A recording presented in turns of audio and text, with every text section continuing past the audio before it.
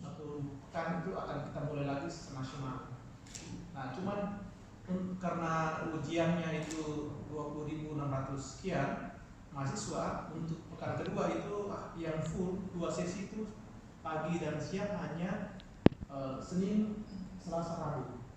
Kemudian Kamis hanya sesi pagi, Jumat, Sabtu, Minggu sudah tidak ada ya, karena jumlah peserta memang yang dikirimkan ke kita untuk itu sudah cukup dengan jumlah sekian tempat ujian dengan komputer.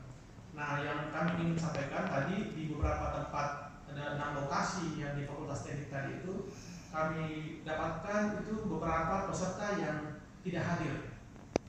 Tidak tahu apa alasannya.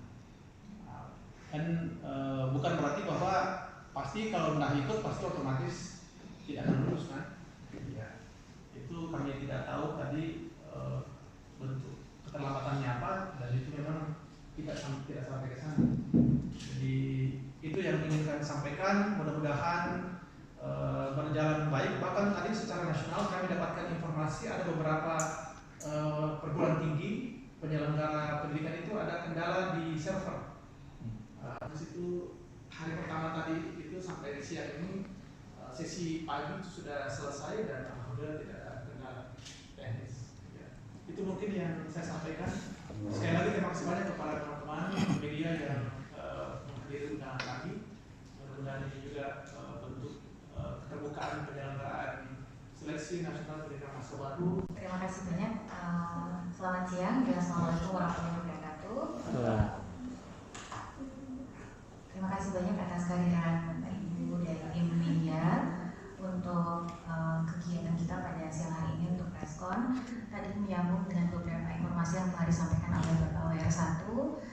Ada beberapa hal yang ingin saya sampaikan, mungkin ini hal yang cukup detail juga terkait dengan jumlah lokasi posko. Di UNAS total ada 16 lokasi atau 16 posko yang terbagi dalam 8 ruang di kampus Goa dan juga 32 ruang di kampus Taman Raya.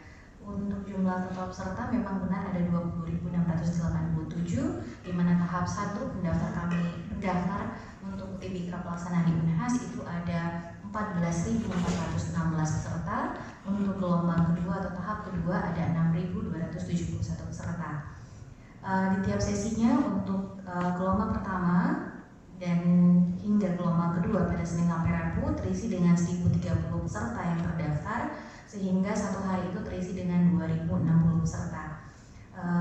Untuk kesiapan tadi untuk kita konferensi pada siang hari ini, saya sudah menghubungi koordinator TIK atau teknologinya untuk mendapatkan rekapan jumlah peserta pada sesi pagi. Akan tetapi memang dari segi server, penarikan data hanya bisa dilakukan pada akhir sesi setiap harinya, sehingga penarikan data untuk mengetahui jumlah peserta yang hadir untuk pada hari pertama ini dan setiap harinya itu adalah setelah ujian sesi di setiap harinya berlangsung. Yaitu jadwalnya untuk sesi kedua itu akan berakhir pada 17.15.